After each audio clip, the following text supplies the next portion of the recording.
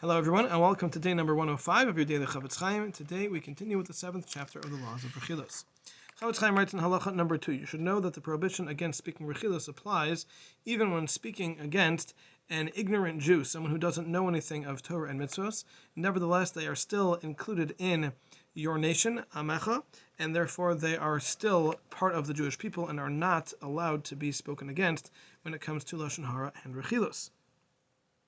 And even if you saw or heard this Am Haaretz speaking negatively about another Jew, and you know that he was wrong in doing so and what he said was wrong, nevertheless you are not allowed to share that information because it still constitutes Rechilos.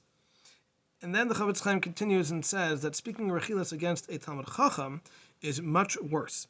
And he gives a number of reasons. Firstly, because it is often the case that when speaking against a Talmid Chacham, someone is not going to be telling the full truth, but there will probably be some degree of falsehood involved, and in that sense, Rechilos that includes falsehood is certainly worse than Rechilos that is true.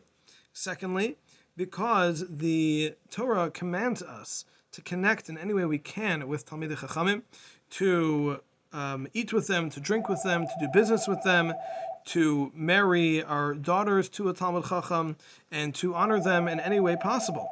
So certainly speaking Rechilos against them is not what the Torah wants us to do, and therefore that will make this Rechilos even worse.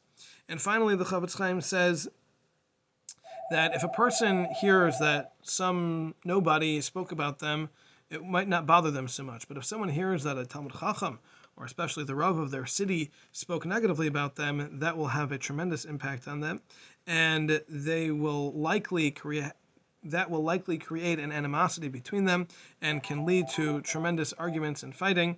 And unfortunately, this can lead to a tremendous amount of damage both for him and for the entire community.